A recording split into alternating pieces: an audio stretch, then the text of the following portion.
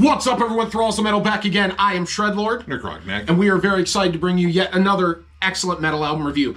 This time, we are going across the water here to the land of Greece for the band Nightfall. We decided today to review their 11th release, Children of Eve. This also comes out on the 2nd of May on Season of Mist Records. This band formed in 1991 in Greece. And again, this is their 11th album. And full transparency, this is the first time I've ever listened to this band. Which, you know, I'm kind of slow on a lot of the whole, like, Hellenic black metal. I mean, this is kind of, like, a lot of different things, too. But black metal's part of it.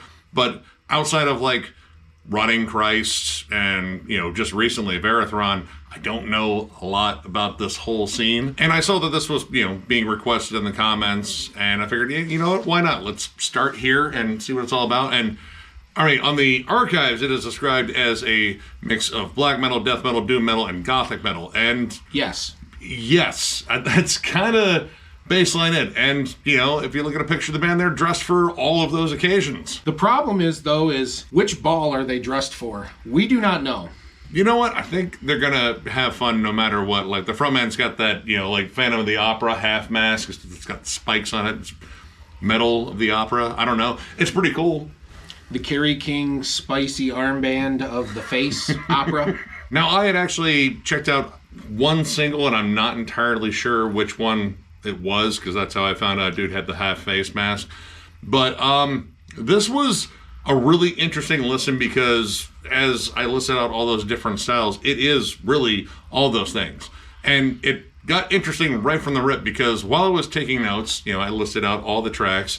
I was kind of like reading them to myself, as in, like, all these tracks seem to form a sentence. And then at the start, you get this ambient hum of synths and then whispers. And whoever she is, she literally whispered every track on here as a sentence. So I don't know if, like, my metal spidey sense is, like, that fucking good, or I just got really lucky in that, but I thought that was kind of clever. Regular Einstein, folks. It's the dude that invented, like, the unicycle or something, right? Yeah, that guy. That guy, sweet, got it. I've never heard of this band. Nick is my Sherpa to a lot of different bands that aren't necessarily in the mainstream. So if Nick doesn't know about it, there's a good chance that I don't know about it, and I absolutely knew nothing about this. Other than they were Greek, and that they've been around for quite some time, have quite a storied career. Some of their members went off to do other good projects like Firewind, stuff like that. When I first saw the album cover, I was thinking it was going to be a little bit more maybe like death metal, blackened metal. But one thing that this whole album has a theme of is it's a little bit all over the place. Yeah, like, even when you kind of like center in on like one particular style, it definitely jumps around a lot. You know, the opening track, I Hate, comes in very doomy. Like, you get this like ominous tritone over these like chuggy syncopated riffs.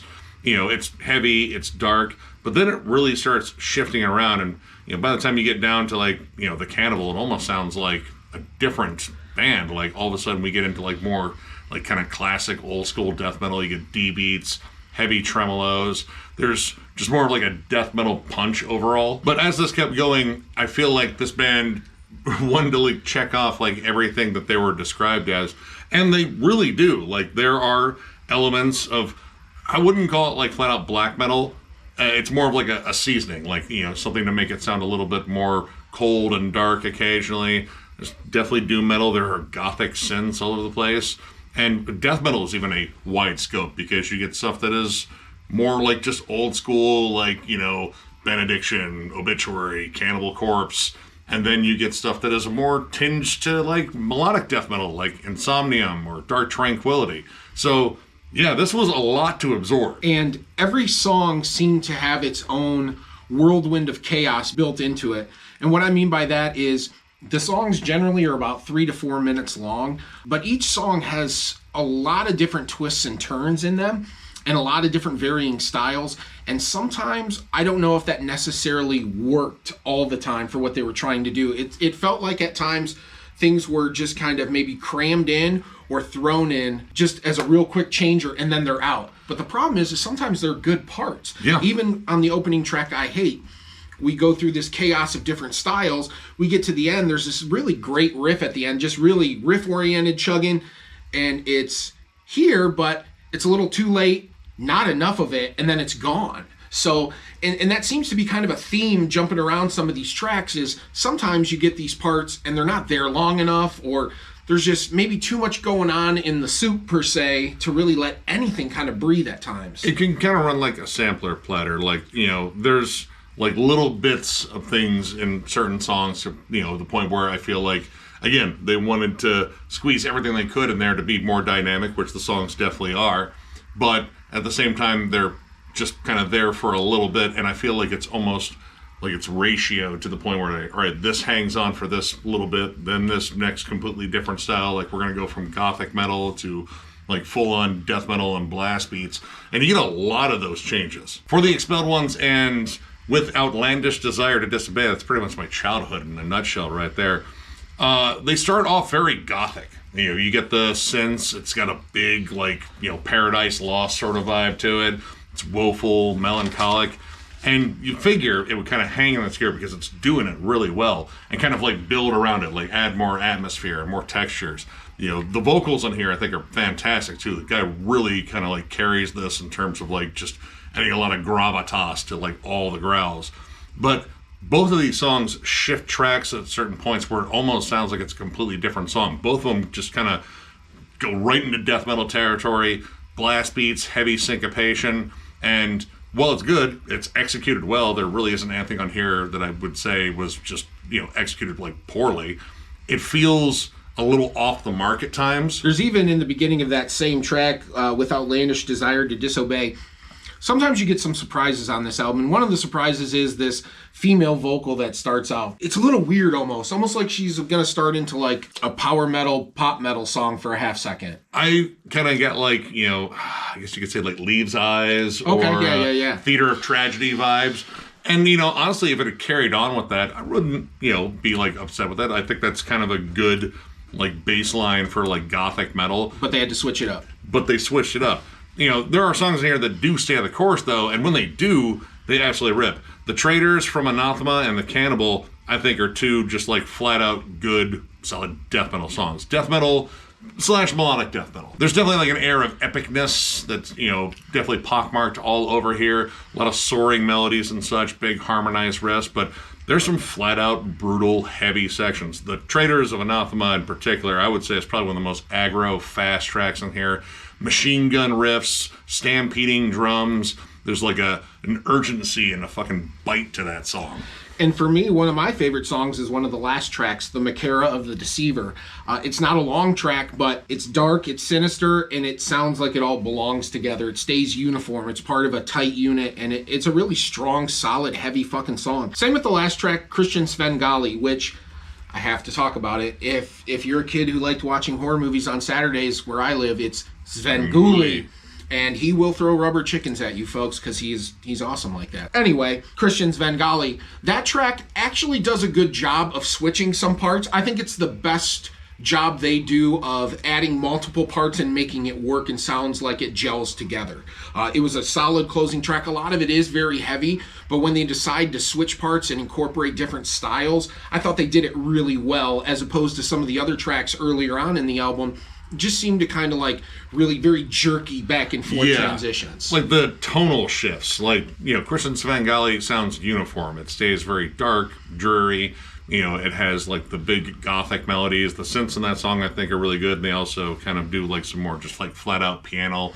It's like a gothic lament. And it's uniform, even when it does get heavier and faster, because there are some syncopated breakdowns and such in there. But some of the other songs on here, I feel like the tonal shifts are too much.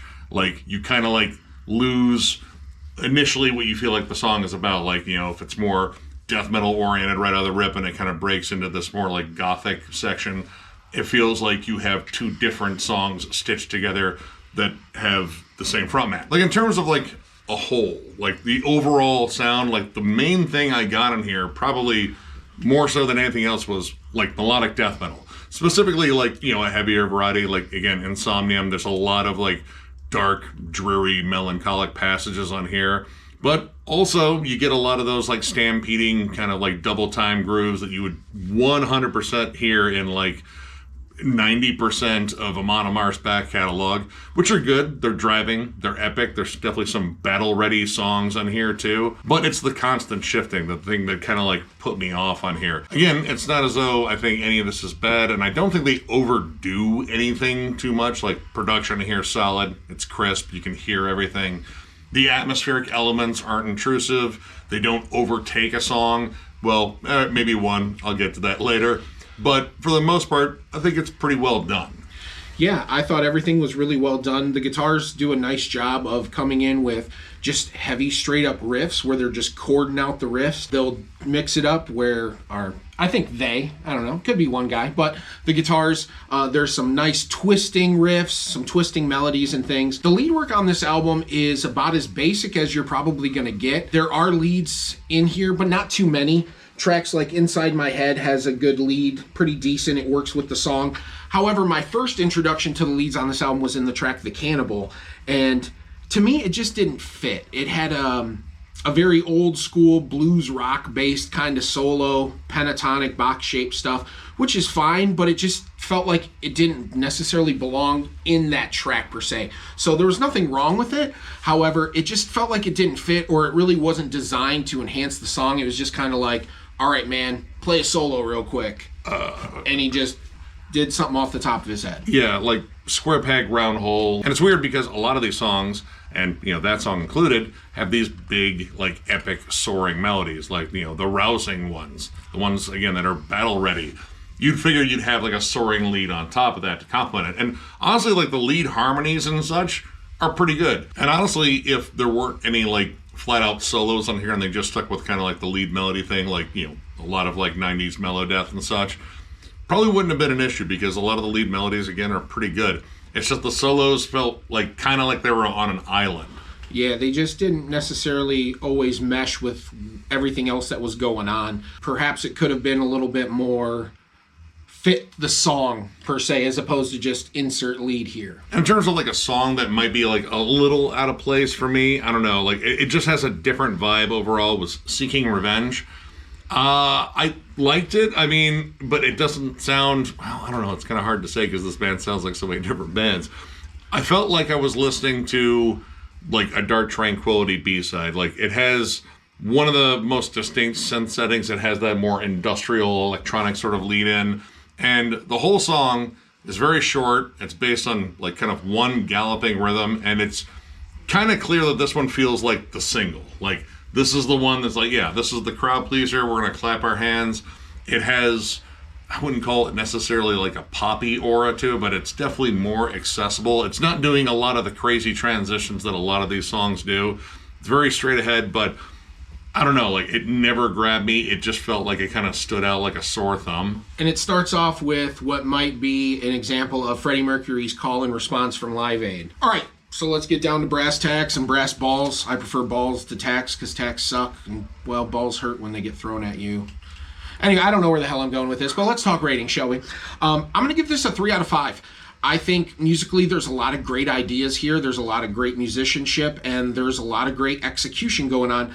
However, sometimes it just didn't always make sense, and sometimes I felt like it was trying to be different for the sake of being different, and maybe a little more focus and a little more cohesion can really propel these songs to that next level. So I'm going to say 3 out of 5. I am also going to go with a 3 out of 5. It was initially a 3.5, but my main issue here was, like, there's a lot of stuff in here that I really like. Reminds me of bands from completely different ends of the metal spectrum. But for me, it was about, like, how they were assembled. The songs didn't always gel. When they did, I thought they were really good. Traders from Anathema, I think, is an absolute banger of a track. And there's definitely a couple more in here I would go back to and jam. But overall, like, the album just felt uneven. Like, it was kind of like, searching for like kind of hooks in different areas, or it was just wandering a little bit. Production here is excellent.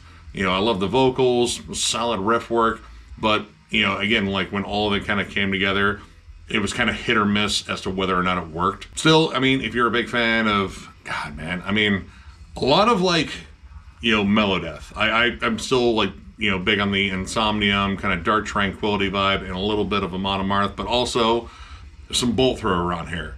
There's, definitely some Paradise Lost as well.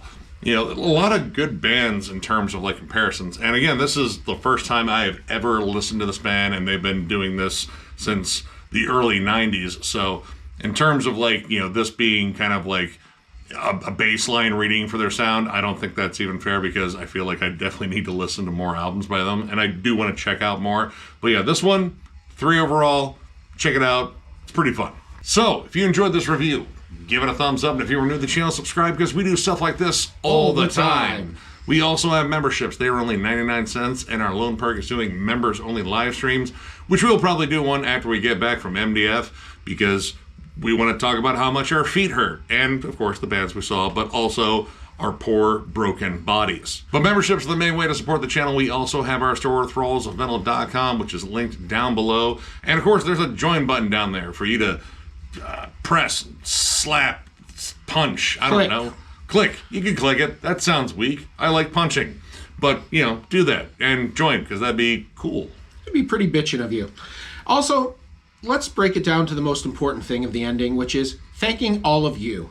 Thank each and every one of you for taking the time out of your day to spend with us and listen to what we have to say about metal, and we always look forward to hearing what you guys have to say. Without all of you, this is not possible, and we live to bring you metal content on the daily, so from the bottom of our cold and blackened hearts, thank you very much. Yeah, you guys absolutely rule. Tons of content coming in the future, so one more big thank you, because you guys are awesome. Round of applause. Literally, see, I'm doing it in a round. That's ridiculous. I'm clever. Debatable. Anyway, catch you guys later.